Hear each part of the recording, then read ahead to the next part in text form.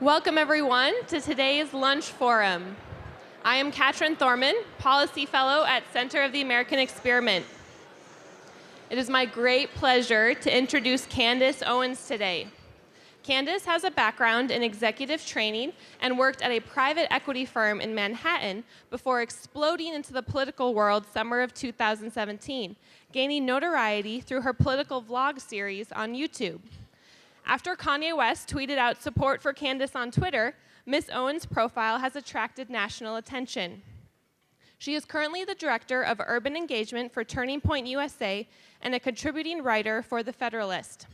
Please help me welcome Candace Owens to Minnesota, where, for the record, we have loved the way she thinks long before Kanye West did. I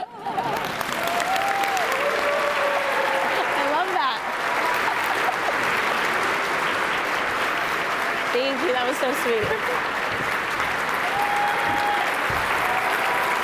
Hello. Thank you, guys. So sweet. Oh my God, this is amazing. This is really amazing. Oh. Thank you. So sweet. Can you guys hear me okay? If I walk away from this, you guys can hear me? This is good? Can you hear me from here? Or is it better if I'm closer to this? Can you guys hear me? No, you can't. Okay. Somebody in the back. Can you hear me now? Ish? You're okay? You can hear me or no? Hello? You're okay? Okay, good, great, awesome. Foremost, thank you guys so much. This is actually my first time in Minnesota, and I mean, what a beautiful welcome it is. I will not forget this place soon. It has been a very interesting couple of weeks, and thank you. That was the greatest intro, by the way. Apparently, the way I think is extremely controversial. I mean, this was a 7-word tweet, and it is 9 syllables, and it completely broke the internet. So I just wanted to tell you guys, there have been a lot of articles about me. I'm sure you've seen them. I'm reading every day to find out more and more about myself. This morning I found out that I was the consigliere of like a mob boss, which was interesting in the Daily Beast. I read yesterday that I was alt-right adjacent, and I don't know exactly where that is on the map. I don't even know what alt-right even is, so alt-right adjacent just sounds like geometrical. I have read that I am a KKK sympathizer, which is really interesting. And I have read that I am a white supremacist, which is fascinating. It's amazing. So I now have myself on Google Alerts because I really would like to know more about myself, and the journalists seem to be out to get me, and they are just really piling it on. So what is the truth about the way Candace Owens thinks? What is my story? Nobody has, of course, none of these journalists reached out for a comment because these are no longer journalists, these are hitmen. Their job is to, when they see something catching fire, is to make sure that they kill it before anybody else gets the idea that this person might be telling the truth. I've also, by the way, my favorite thing was reading that I was a rich girl from Connecticut. If I am rich, please let my parents know. That would be a very interesting versus the way that I actually grew up. So the truth is that, yes, I was raised in Connecticut. I was raised in Stamford, Connecticut. And my family is most of my family wasn't on welfare. They currently are on welfare. I come from a background where I grew up seeing my uncles in prison, and I grew up with a broken family, a very typical, I would say, Black American story. So they are trying to silence that because on paper, the way that they built me and the way that the things that I have lived through, I should be a Democrat. And I am not a Democrat.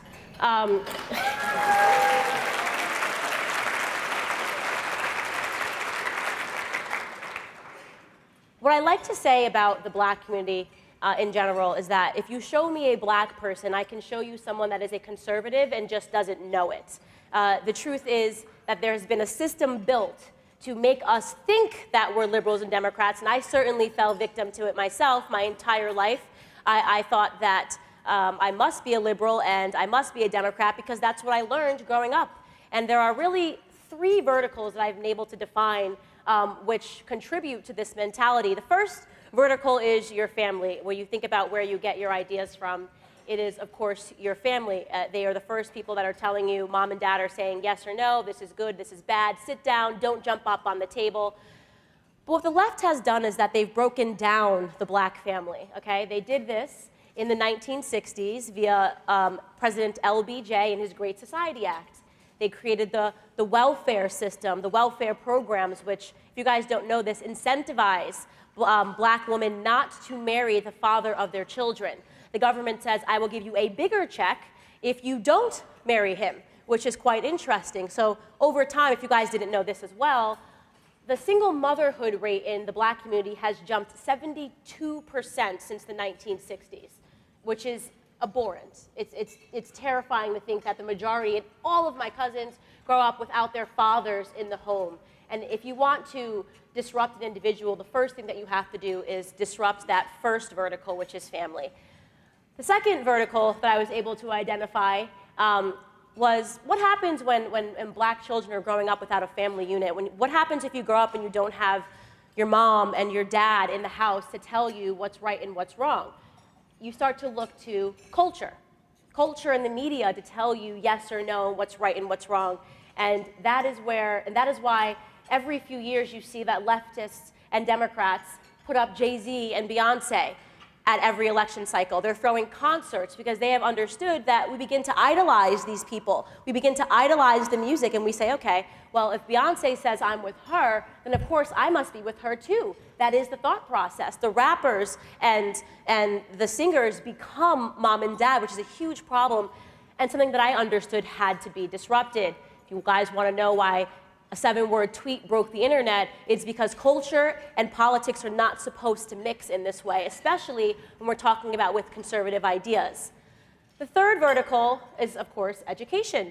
Mom and dad send you to school and you spend most of your time with your teachers. And I just was talking to this table over here, was telling me that, you know, as conservatives in high school, they're getting into a lot of trouble. They're not allowed to have these ideas because, as we know, the Democrats have pretty much locked down the education system. And I see this every single day at Turning Point USA. And for those of you guys that don't know this, what is going on right now at college campuses, starting in high school, it's scary. It's not normal. I thought that Charlie was being dramatic when he said, I have to start these Turning Point chapters to get conservative ideas on campus, because when I was in school, we didn't have people that were this violent. They're willing to be violent if you don't agree with their ideas. They're willing to be violent if you don't think that there are 3,000 genders that you can choose from every single day. I went to Colorado State University a couple of weeks ago, and I was sitting in a chair with some Turning Point members who had just gone through a cycle of having a student group that was called Students Against White Supremacy announce in front of the entire school with the president of the school there that they were white supremacists. These students advocate for capitalism. Okay, that is now the definition of white supremacy. So I said, well, let me go on campus and sit in a chair and ask people to come up to me, sort of Steven Crowder style, and change my mind. And I simply sat in the chair, and behind me it said, socialism sucks, capitalism is cool, and you wouldn't believe what happened. I mean, I had girls that were coming into my face shouting at me. All white girls, by the way. They always have blue hair. I don't know what it is. But if you see a child with blue hair, you run the other way on campus, okay? There's one thing I walk away with, blue and pink hair, and she comes and she screams at me and she says, you are a white supremacist. And I said, okay, what gave me away? And she says, well, you're sitting here selling this jargon, and of course she's cursing and she's saying, and I said, what jargon am I selling? And she says, capitalism, that is white supremacy.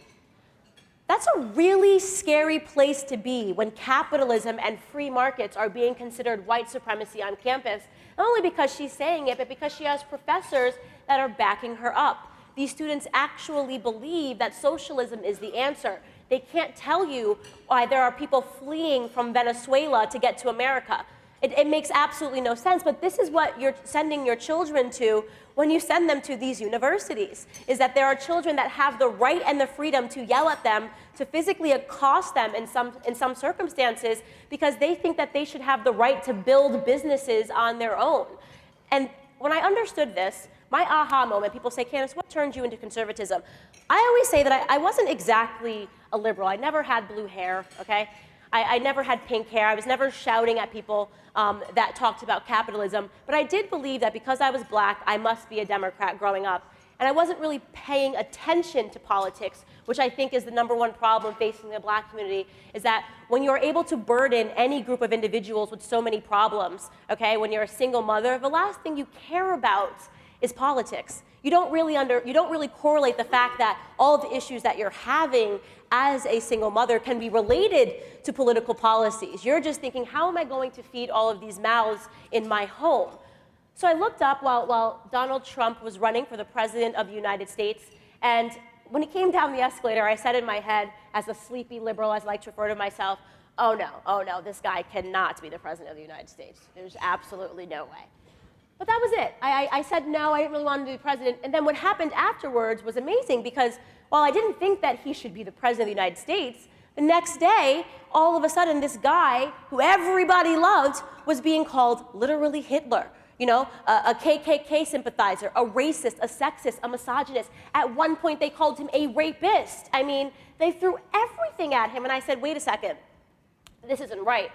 Perhaps racism is being used as a theme to turn black people into single-issue voters. Every single day on the television, we saw Black Lives Matter protesters. By the way, has anybody seen Black Lives Matter on CNN since the election ended? I haven't. I can't find them, because guess what? Once the election is over, they no longer need to use black people like mules to bring them votes, and that's exactly what's going on. So I said to myself,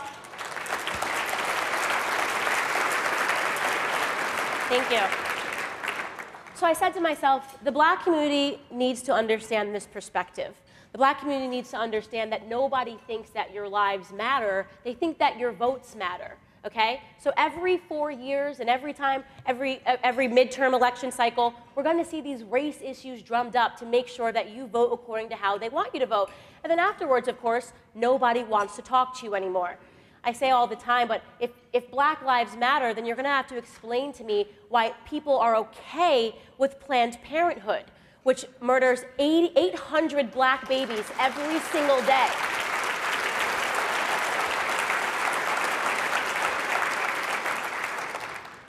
So I quit my job. I don't advise everyone to do this instantly. And I said, I'm going to start making videos on YouTube. And I called some people close to me, and they said, Candace, you're crazy. You know, you have this nice job, you work in private equity, why would you do this? But I felt this passion burning in my heart. I said everything that I turned on, it was just black people pretending that this narrative was real. We had people like Jay-Z and Beyonce, Jay-Z who has made his money off of the black struggle, endorsing Hillary Clinton, who is married to a former president who put more black men in prison than any president in the history of the United States. President Bill Clinton did that. How is it possible? So I quit my job and I make a video, and it goes kind of viral. It was called, many you guys may have seen it, was called Mom, Dad, I'm a Conservative. And I didn't really say anything in the video other than I'm a conservative. And it was sort of a satirical stab, how it's harder to come out as a conservative than it is to come out as gay or a lesbian in this society, which is a little crazy. Being a conservative is a little bit like being gay in the 80s. And the reaction was exactly what I would expect. I was called an Uncle Tom, I was called a coon, I was called a bedwench, which I didn't even know what that meant. I had to actually look it up because it sounded a little comfortable, if I'm being completely honest. And then I looked it up and I said, oh no, that is not nice. That is the slave that sleeps with the master. And I said, wow, I better keep going here. My third video that I made was after Donald Trump won and the Charlottesville attacks happened, and my cousin was sitting in my living room and she turned on CNN, and CNN, quite literally, when this was going on, was trying to play the game where they were trying to say to everybody, well, because you didn't listen to us, because we told you that you should not elect Donald Trump, we're going to show you that everything that we said about him is real. So Charlottesville happens, and CNN is trying to sell to me as a black woman that the KKK is alive and well. And I said, okay, all right. that's about enough. I think this is getting a little ridiculous. So I stopped with the skits and I opened my laptop and I ranted for 4 minutes about how ridiculous it is that they were trying to make me believe that I live in the 1940s, that I can't walk out my door because somebody in a white hood on a horseback is gonna come up to me and try to shoot into my living room. And I was insulted. I mean, I was angry and I was frustrated, but I was also insulted because I was raised by my grandfather and the KKK was real. Okay, the KKK was real when my grandfather was growing up in Fayetteville, North Carolina. The KKK was actually a threat then. So to use the KKK to sort of spin this narrative is actually insulting to black people that lived through that time. To pretend, I'm sitting here on my MacBook laptop, I've got an Instagram account, I couldn't be more privileged. As a black American, as an American period, we couldn't be living in a more privileged time. And yet CNN is trying to sell me my own oppression. So I shoot this video and I basically say, am I the only person that, relies on their own experience to dictate what might be going on in the world? Am I the only person that can get up in the morning and go to Starbucks and a white person makes me my latte and they say, have a nice day. And then I go to the gym and I've got a Spanish guy who hands me my towel and he says, have a nice day. I'm living in a pretty okay place until I turn on CNN, right?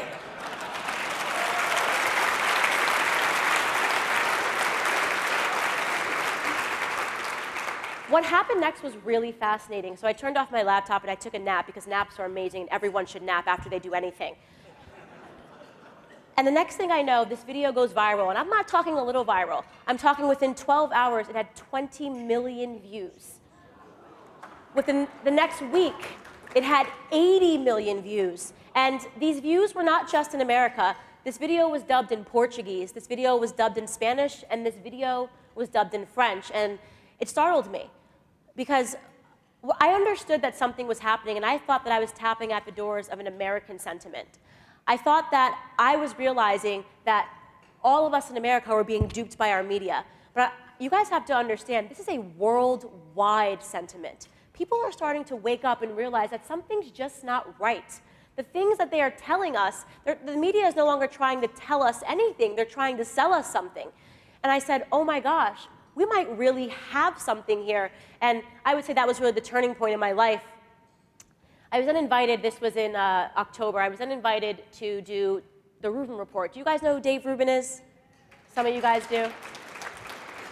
And we do this long form interview and I sort of say to him, like, look, I don't really know if I would say that I'm a Republican, but yeah, my ideas are conservative and I'm comfortable talking about that. And at the end of the interview, he says, he does this thing where he does questions and answers and people can write online and they can live ask me questions. And they said, Candace, who are you a fan of? Who do you idolize? And I say, I wish I had the clip here because this is dated October, actually August is when we shot it. I said, the only person that I like, and I wouldn't even say that I'm a fan, is Kanye West. And he says, Kanye West, why would you say Kanye West? And I said, well, if you listen to his music, if there's one thing I can tell you about Kanye West, is that he says that you're never a fan of Kanye West, you're a fan of yourself. It means that you believe in yourself. If you ever look to Kanye West and say, I'm a fan of his, you believe that you can do something great in the world if you're a fan of Kanye West. And I said, in all of his music, all he ever advocates for is individualism. He wants people to understand that you don't assign yourself to the collective, be an individual. And Dave sort of looks at me like I'm crazy, and he says, all right, Kanye West. And as we know, fast forward 7 months later, and this amazing thing that was never supposed to happen happens. Kanye West, and I can tell you where I was laying in bed napping. Everybody should nap, by the way. Napping is excellent. And I get a text message from somebody in London, and it's a screenshot of a tweet, and it's from Kanye West, and it says, I love the way Candace Owens thinks. So I think the guy's pranking me because it's like the one person that I've said something about and I don't understand, but I instantly get this like surge of electricity and I try to get to Twitter to check to see if it's real and my hands are shaking. Obviously, I can't get to the Twitter account because my hands are shaking. And I go and I check Kanye's account and there it is. It actually says, I love the way Candace Owens thinks. So I did the next best thing to napping. I cried hysterically.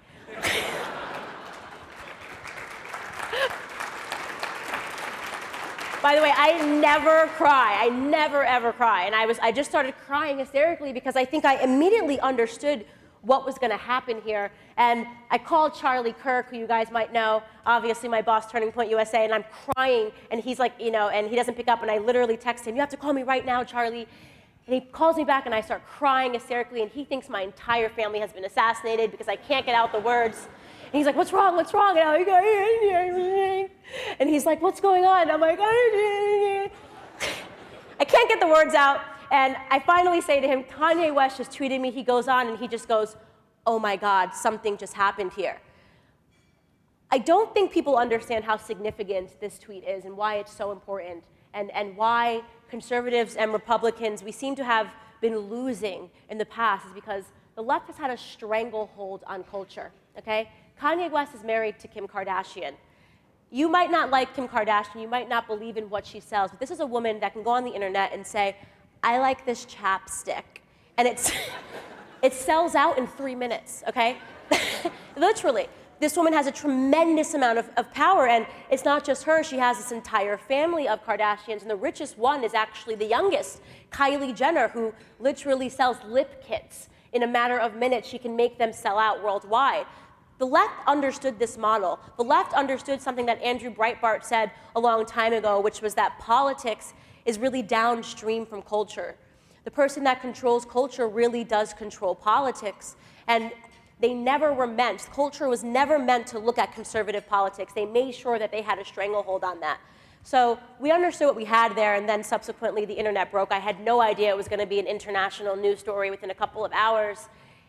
And then something else amazing happens, and he sends me an email, and he says that he would like to meet in person. And some of you guys were asking me what happened, and I haven't spoken about it at length, but what happened was really amazing. He is suddenly starting to understand that he's not allowed to be an individual in the world, that he can't be Kanye West. And that's the one thing, as I said, in his music that has been detailed that he has never been okay with.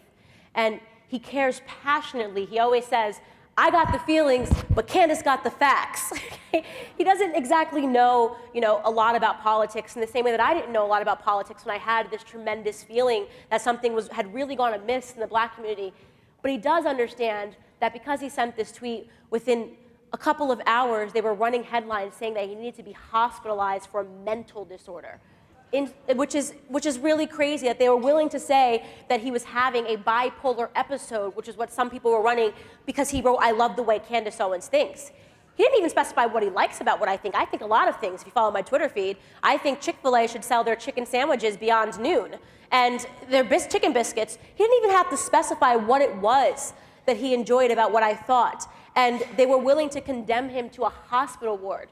What does that really say about the culture of the left? What does that really say? And it's what I've been saying all along, is that you are not allowed to be an individual. You are not allowed to think your own thoughts, especially if you are a Black American. Especially if you are a Black American, because 93% of us have been voting for a party that has destroyed our communities, that actively seeks to destroy our communities.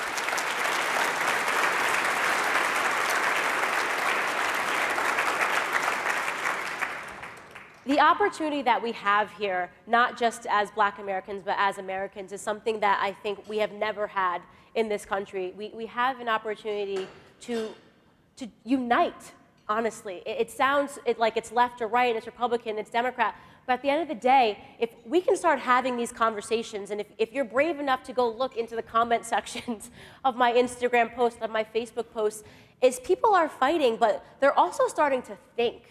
They're starting to understand that they don't have to be a monolith. You don't have to think a certain way because you're a lesbian or because you're gay or because you're white with blonde hair or because you're Black. You're allowed to actually think your own thoughts irregardless of any of that. And that's what people are starting to understand. They're starting to research the facts and to form their own opinions. So I say to people all the time, what I always wanted to do was launch an ideological civil war in the Black community. I wanted people to fight. I wanted them to debate. I wanted them to say, I'm not a victim, because I'm not a victim. I've lived through a lot of things, so have, I'm sure, many people sitting here. Everybody lives through something. This is life. You gotta toughen up. And when people are able to strap you to the existence of being a victim, when people sell you that being a victim is a brand that is cool, they can control you. And that's what we see happening in so many different communities. You can be gay and not be a victim. You can be black and not be a victim. What we're seeing spreading like wildfire is a Victoire mentality. The idea that you can overcome anything that you've lived through, that you can overcome what I've lived through, that I can overcome being in a small apartment with my siblings that had roaches, visiting my uncles in prison, living through what was classified as a hate crime when I was in high school. I can overcome all of that and stand on this stage in front of 550 people and talk about all the things that I want to accomplish, to give up my past because I believe in my future.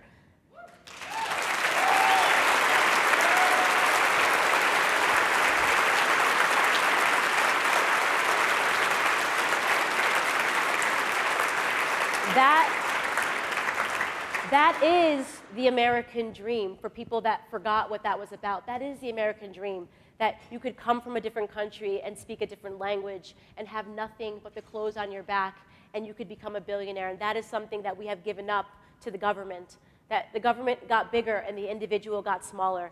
That really is the dangerous thing that Candace Owens thinks, that it seems to have broken the internet. And I want to get to some questions, but thank you guys so much for having me.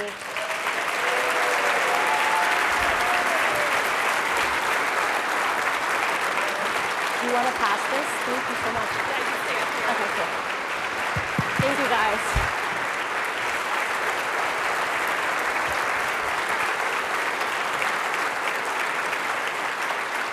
Thank you, Candace. We have time for a couple questions, so please raise your hand, and Peter will bring a mic around for you to identify yourself, followed by your question. Hi, I'm Grace Clausen. I go to Providence Academy, and I'm looking to start a conservative social media platform in the future. What advice do you have to me and to anyone else trying to do something similar? To start a conservative platform. First and foremost, I would say be ready for the attacks, obviously. I mean, it's tremendously hard, and what we're trying to do now at Turning Point is to sort of, like I said, we're for unity. We're trying to sort of bridge the gap. We're actually starting to have conversations with people that would otherwise not agree with us, because it's an uphill battle for conservatives to do anything, but the best thing that you can do is make contacts, make strong contacts with other conservatives. There are people sitting in this room that can help you. I can guarantee you. Like, that was the first thing that I did when I started making YouTube videos, is I shook every hand, I took every picture, and I took every card, because it takes one person that can change your life. But if you have the heart and you have the willingness to do it, you're gonna make it. I mean, that's really what it comes down to, and that's incredible. I'm really happy that you're excited to do that.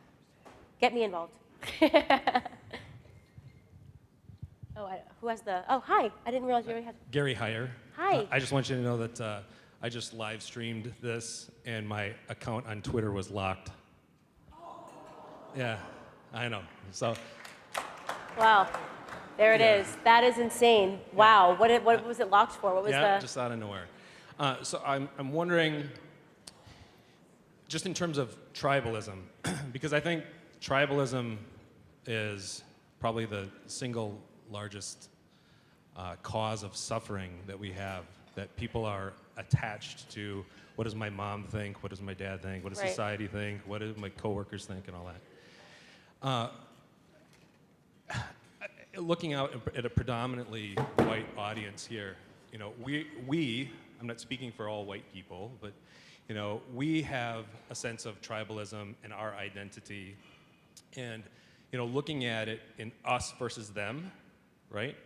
That is a complete illusion, and I'm just wondering what your thoughts on that, and how you have circumvented this need for approval and that kind of thing, and how are you bringing the tribes together to be in the tribe of the living, rather than, you know, identifying with right or left or whatnot, looking at justice and Yeah. So there's two parts. So to be honest with you, I get this question all the time. It's like, one other thing, I just want to know what you think about QAnon as well too, if you could add on that. I don't know. You could actually probably add more color on that than I can. I don't know too much about QAnon, but I always get tweets, and they've been super supportive. But I don't know too much about them. But to answer your first question, I get this question all the time of like how I was able to sort of transcend tribalism. And I have to be honest, a little bit is the way I was born. I've always been this child, like the child that you just did not want to happen in terms of just everything was a fight with me. I was, videos of me as a child, I don't know why my parents weren't just like, all right, bye. I was really hell-bent on maintaining my own sense of identity. I hated people telling me what to do without reason. I always had to have this debate. So parents, usually with a 4-year-old, you can get away with clean your room or else Santa's not gonna come. Me, did not work. I was impervious to Santa. I don't know, just nothing worked. And what I was always trying to hold on to was just ask me to clean my room, tell me why you want me to clean it, but don't trick me into cleaning my room. So I was definitely born with that, and I held on to that all through high school. It was a nightmare for my teachers. I have teachers now that say to me, it was definitely gonna be you if it was gonna be someone. Because it was the same thing, especially in school, when I talk about indoctrination, the questions would read and I was in AP classes. I was good at school, I just didn't care about school. But the questions would read, why did the United States have to drop the bomb in Hiroshima? And I would reply this is begging the question, this is a fallacy. Ask me if they had to drop the bomb in Hiroshima, don't tell me they had to, and make me find the answer. So I just am programmed, I guess. I'm not able to be programmed in that regard. But in terms of people that are, or the people that fear the backlash from their coworkers and their friends, I think it starts with the tipping point. Now that I exist, it sort of makes it okay for everybody else, right? So if you see, and that sort of is the effect that we're seeing happen, the domino effect. We're seeing all these people that are jumping up on YouTube and saying you know what, I haven't really agreed to all of this, and now I feel like I can have a voice because Candace has done it, or Brandon Tatum has done it, or there's young CJ Pearson is doing it. So it does, what we're selling here is individualism, and I think because I'm doing it, everyone else feels like it's okay, and that's the greatest feeling in the entire world, to know that that's what we're inspiring. But yeah, I was a terrible child, really. Hi, I'm Jennifer Soriord, and can you just give a couple statements that I can give to my adult children who've run into the white bias, the shaming, the implicit bias, all these buzzwords that they got from liberal. Oh my God, the liberals and their label makers. I don't even, I feel like they just run around and label there are words I haven't even heard of. It's they have a new one every single day. So one thing that I've gotten, which has been really positive feedback, is when they share my videos, it kind of shatters white liberal world. Because what I always say to them is, when you use these words, what I don't like about that is you're assuming I'm a victim. I'm not your victim, okay?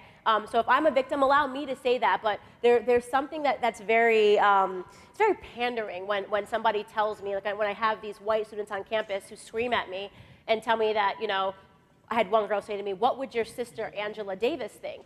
And I was like, I don't have a sister named Angela Davis.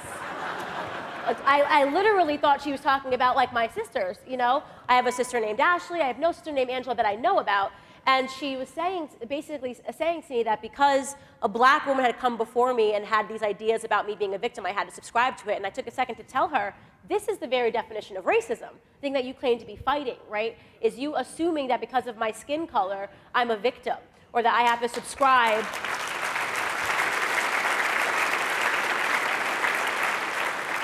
So I think that's the greatest gift you can tell them, is start sharing with them the black people that are actually offended by that mentality, and I'm definitely one of them. Thank you. Hi. Hi, my name is Mr. Fisher, Brent Fisher. I'm a teacher at Liberty Classical Academy. Thanks for coming. I know you've been busy doing the news circuit, so it means a lot that you're here. Just one question I think we're all wondering. Have you had any further correspondence with Kanye? And if you could comment on the TMZ interview and people saying that was a total meltdown. Right. I know you commented on that briefly, but if there's any hope that he might be able to, crack open a Thomas Sowell book or research something, right. Yeah. which would be helpful for culture. So no, Kanye is not a politician. He's not here's what I can tell you is, so the TMZ interview was, he has been trying to help be the fuel to my rocket ship, if that makes sense. Right? He wanted to crack open this conversation so people started talking about this, which is all they can talk about right now is Kanye West, because he wasn't supposed to be saying that. But he's tremendously interested in philosophy. He's following Jordan Peterson and all of these other thinkers and doers, Charlie Kirk. Yes, I have had more correspondences with him, and yes, I can confirm to you that this is just the beginning. It's going to get a lot bigger, and they think that they are silencing him by running all these articles, but they are just going to make his voice even louder. He 100% wants to, he doesn't want to be a politician, but he will have a great impact on politics, and you'll see all of that within the next month.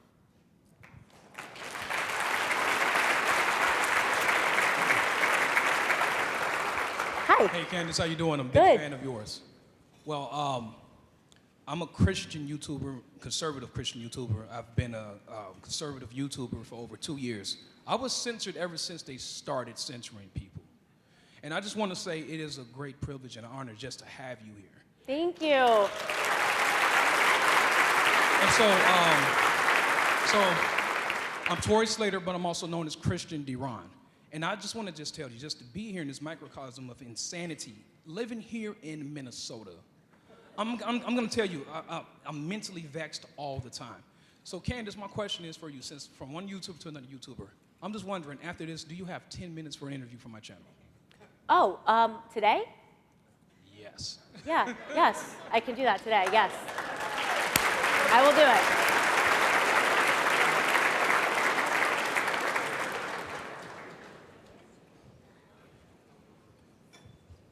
Oh, ha, hello. Yes. Hi, I'm Regina Reed, Republican. Since the Nixon campaign, I worked on that. I had raised more money for Shirley Chisholm, and the Democrats called and asked me who was my donors, my contributors. At that time, you didn't need to if you collected less than $100. I told them I did not. And she called me back later that day and said, we're coming to your house and we're going to beat you until you give us your list. And I said, well, being a good Mississippi, cotton-picking, corn-fed, molasses-making black woman, you bring it in my garage. I have a double-blade axe. I said, a pitchfork and a single-blade axe and a crowbar. I'll be sitting on my steps waiting for you, and I'm going to chop you down in the ground till I get tired. Get down, sit down, rest, get up and beat you some more, so bring it, hung up the phone. Called my friend and she said, we're going to become, my family never gave up Republican Party in Louisiana. And she said, I know your folks in Mississippi had not. So she took me to the Nixon headquarters and I worked there and I ended up attending the inaugural and had the pleasure of meeting, someone introduced me to the president and his wife on the dance floor, and it was really nice. And listen, tell them they want Angie.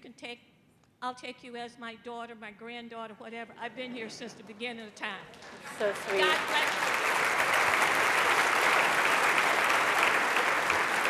Sound like my grandfather. That's what my grandfather always says. He lives down in Fayetteville, North Carolina, and he always says, anybody messes with my grandbaby? Like, he's got all the same stuff in his shed, so. Hi, my name is Coffee Monska, and I'm a conservative. And I encourage you, as Candace said, to meet each other. I met a friend here who's also an attorney, and we started a conservative group together for meeting at one of these American Experiment events. But my question is I struggle with courage to speak up because I'm so afraid of violence. I would go to some liberal events to speak up, these cop events, and my kids would say, be careful walking to your car, Mom, because they're so afraid of the liberals also, from what they see on TV. But, sorry, now I'm forgetting my question is, the thing that people say most to me is, well, if you have these views, that means you don't think racism exists. You don't think it even happens. You're a denier. You're a Holocaust denier. You're a racism denier. So how do you get the same kind of comments, and what is your reply? Well, I usually laugh. I just think it's ridiculous. The slope is so slippery. Like I said to you, they have me now as an Italian mob boss, which kind of cool. I hope I get the Al Pacino treatment when everything is said and done. But listen, what I always say is, does racism exist? Yes, it's always existed, and it's never going to be defeated. There's always going to be someone that hates somebody. This is just a form. This is just this is what happens because we are human beings. Human beings love and human beings hate for silly reasons. So what I always do tell them is that racism is no longer a problem, right? That is stopping me from being anything that I want to be in society. There is no law preventing me as a black woman from doing the same thing that's stopping him as being a white man. There doesn't exist. And if they ask you, ask them to point to it. You know, I'm happy to add my voice and say, yes, we are being systematically oppressed. They can point to me, to the law that is preventing me from being successful. And so what they're able to do, the left, is chain people to this idea, A, that society is perfectible. It isn't. I hate to spoil, you know, there are people that are always going to hate white people. There are people that are always going to hate black people. There are people that are always going to hate Uber drivers. I mean, it's just, this is just human beings, right? But that is what you should definitely challenge them to have the dialogue and the conversation and say, okay, if you're telling me that, you know, racism is something that I should be concerned with every single day, can you tell me how it's preventing me from being great in my life? And if they can't answer that, they should probably get out of your way. That's my opinion.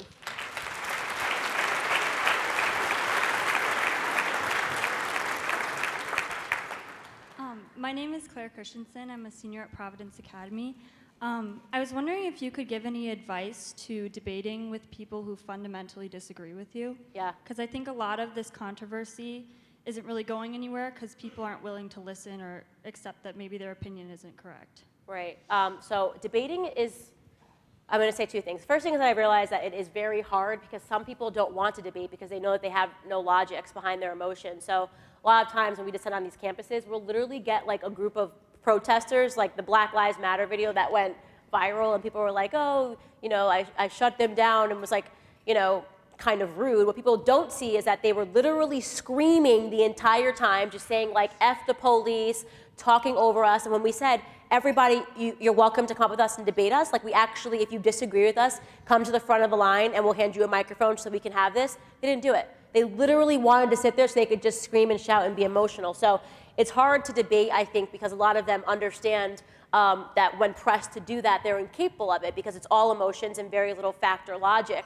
But for people that are actually willing to have the dialogue, you'll usually hit some common ground because they're willing to have the conversation. The best thing to do is not to debate them, but allow them to debate themselves. So number one strategy that Charlie Kirk gave me was ask them questions.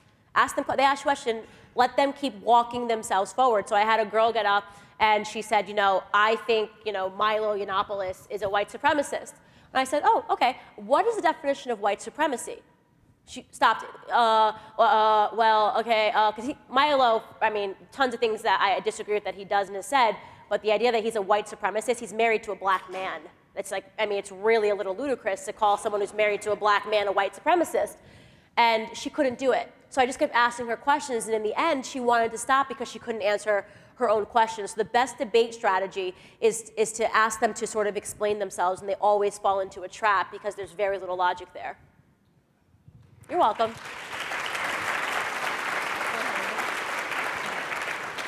Hi, Candace. My name is Anna Doval, and this year we have all dealt with the liberal indoctrination in public schools. I go to high school at Edina, and I don't know what that is, but sounds scary. We have some reaction.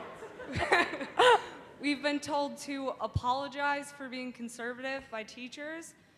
I've been locked out of classrooms. There's a lot more, but I was just wondering how do we stand up to this? Because in the end, they are adults, and we are taught, I know I was raised to listen to adults, so. Right, so not those kind, trust yeah. me. So what you need to do is you need to make them famous, okay? You have a lot of power in your hand. You live in a generation where you have a smartphone, where anybody that's doing something like that can be on the internet tomorrow. We had a girl do that recently. I think she was in Georgia when the textbook was already recreating the history of how Donald Trump came into office. And they wrote that it was because of racism in the country, and she stood up.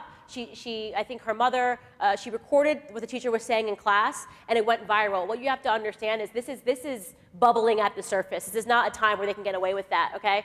You put that on the internet, I can guarantee you write that in an email to what we do at Turning Point USA with our professor and teacher watch list is exactly that. We're not gonna say what should be done to the teacher, but we are happy to make those teachers famous if they believe that that's what they should be telling students.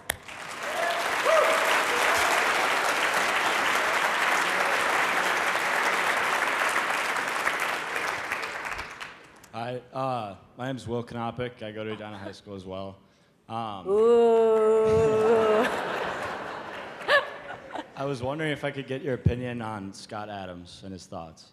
Oh, so this is funny because did you see that Kanye retweeted that video? I thought it was brilliant. Very, very brilliant. So for those of you guys that don't follow Scott Adams, I actually wasn't following him, and he sort of, he pretty much said what I'm saying up here, that Kanye West ripped a hole in reality because he was describing on a little whiteboard that, Candace Owens is supposed to be over here, and Kanye West being a part of culture is supposed to be over here, and that him tweeting those 7 words ripped a hole in reality, and that what we're going to see is pretty much a tremendous earthquake in these next coming months and leading up to 2020 and beyond. So I don't know all of his thoughts, so I'm not going to sit up here and say that I co-signed to everything, because for all, that's how they get you. So this means that you agree with all of this, but in his assessment of why what Kanye West did was so significant, I 100% agree with him. He was spot on. It was a really smart analysis. What are your thoughts on Jordan Peterson phenomenon? Oh, I love Jordan. He asked me my thoughts on the Jordan Peterson phenomenon. It's phenomenal that Jordan Peterson became famous for saying, sit up straight, brush your teeth, take a shower. Literally, Jordan Peterson wrote a book called 12 Rules of Success, and you would think this was common sense, right? But it became like an international bestseller because somehow the left has created this idea that everything needs to be protested. Like the idea of showering and brushing your teeth is oppression. Seriously, I've met people that say that. It's like, why should I have to brush my teeth? Why should I have to shower? And this is how the blue hair phenomenon started, I'm convinced. Okay? Love Jordan Peterson. I'll be doing his show. I was supposed to do it this week, but I've kind of been drinking out of a fire hose. But I'll be doing his YouTube show in a couple of weeks. He's phenomenal, a really smart guy. My name is Elfrida Baldwin. Thank you. You're a breath of fresh air. Thank you you. give somebody who's in the 7th inning of life courage and hope. Oh, thank you. That's so sweet. So I saw your interview with David Rubin, and I loved it until you said you liked Kanye. And then I'm like, ah! But I've decided I'm going to listen to the message fully and not reject people, because there's a part of what they say I don't like. Right. But as much as I know Kanye can maybe pull in younger people, there are some older people, Thomas Sowell and Walter Williams. I love him. Love him. They have wandered in the conservative wilderness. Right. For pretty much all their lives. Yep. They are phenomenal. They are phenomenal. I was reading Thomas Sowell's book on the way in here. So the new one? Yeah. Well, it was just gifted to me. He did an interview, and I listened to him read like one of the last passages in that book, and it was just it was wonderful. So if there's a way to get those older folks' voices out there as well. So here's what I'll say, and I get this question all the time because I read books. I like to read books, and Thomas Sowell, Larry Elder, they've sort of written it all and have been dismissed, called Uncle Toms and Coons, and they have amazing accomplishments in their life. Think about Condoleezza Rice. She's the first black person, forget black woman, to get into Augusta. It's like unheard of, the things that she's accomplished, and she's completely dismissed. But so here's what I'll say. People always ask me, like, why don't I talk about, do interviews with them. They've been dismissed because we're in a different time right now. So when I started making my videos, everyone was like, it's not going to get done. I had black Republicans that were speaking out against me, like, oh, this isn't going to work, blah, blah, blah, because they were sort of bitter that they hadn't been able to be effective. Well, one thing that you can't discount is the times that we're in. Okay, people don't have an attention span to watch a Thomas. It's sad. It's ridiculous. They don't have the attention span to read. Like, it's literally gold. What he writes is gold. Everyone should be forced to read it as a part of their curriculum, but they don't. So how do I get what I've learned from them and deliver it to the masses? This is why I started on YouTube. This is why I made my videos always under 4 minutes with jump cuts, because I wanted to say the same thing that they're saying, but in a different voice so that they actually heard my message, and it's been successful. So where I get my ideas, I always say, I am not the inventor of these ideas, please, let me tell you. And my heart goes out to these people. I just did Larry Elder's radio show the other day. I mean, the treatment that he has gotten for telling the truth. Being bold enough to tell the truth hasn't been fair, but their message has fallen on deaf ears because many times it's not the message, it's the person delivering the message that people will listen to, right? So I am hoping that we get to a point where, because I've kind of opened the window here, that people will start to see where my ideas come from. And the truth is, Thomas Sowell, Walter Williams, they're legends. It's unbelievable what they've been able to do. But I appreciate your comment. I hope that explains why I do things a little differently, because kids don't have an attention span and they take too many naps. Hi, Candace. First, I want to say I love you. Thank you. And I'm a senior citizen, and I've been praying for decades for someone like you. That's so sweet.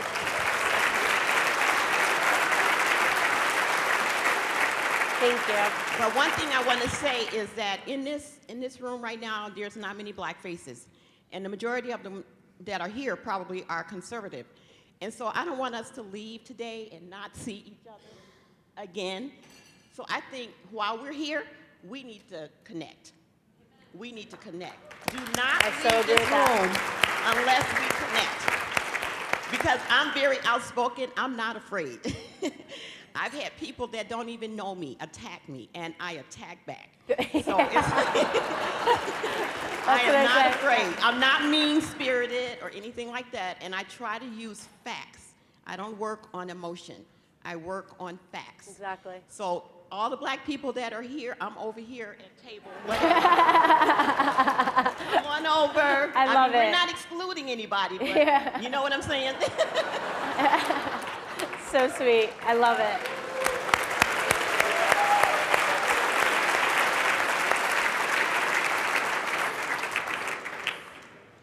Candace, I think we have time for one more question here, so after you can incorporate any closing thoughts you have also. Absolutely. Hi, I'm Drew Harris. I'm in 11th grade at Liberty Classical Academy. So a while ago, there was a controversy with Starbucks arresting 2 black men in a building, and I was wondering, so the manager came out and apologized for the arrest, and I was wondering, if you were that manager, what would you have done? I wouldn't have apologized. If you can already tell how I am, I wouldn't have apologized. I think right is right and wrong is wrong. And the last I checked, Starbucks is not a homeless shelter. Last I checked. So, and it's sad that we're getting to this point where corporations and businesses are backing down because of nonsense, because they're scared of what, the liberal outrage machine. This person was asked kindly to leave several times, didn't leave, didn't buy anything. Even when I have to, listen, we've all been there before, like you have to use the bathroom, you run into I always buy something stupid. Like, I'm like, oh, I'll have a juice box, just so I can have, use their bathroom, because there's an etiquette to that. These people don't open businesses to have homeless people say, I'm just gonna sit here and squat for hours and do nothing, or I'm gonna, go change in the bathroom. And how slippery is that slope? Once they make an apology like that, if I was a homeless person right now, I would be posted up in Starbucks all day. And so it's gonna take not just, and I'm so happy that you're in high school, by the way. Can we have a round of applause for all the high school students that are in here? That is amazing.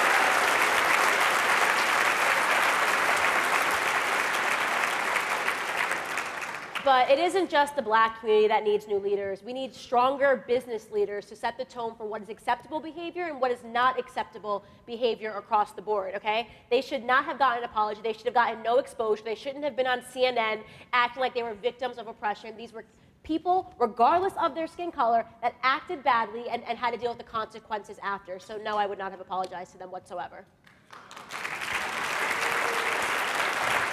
Another big round of applause for Candace Owens. Thank you guys so much for having me. Thank you. So sweet. Thanks for introducing me. So sweet. I'll go down this way. Thank you guys.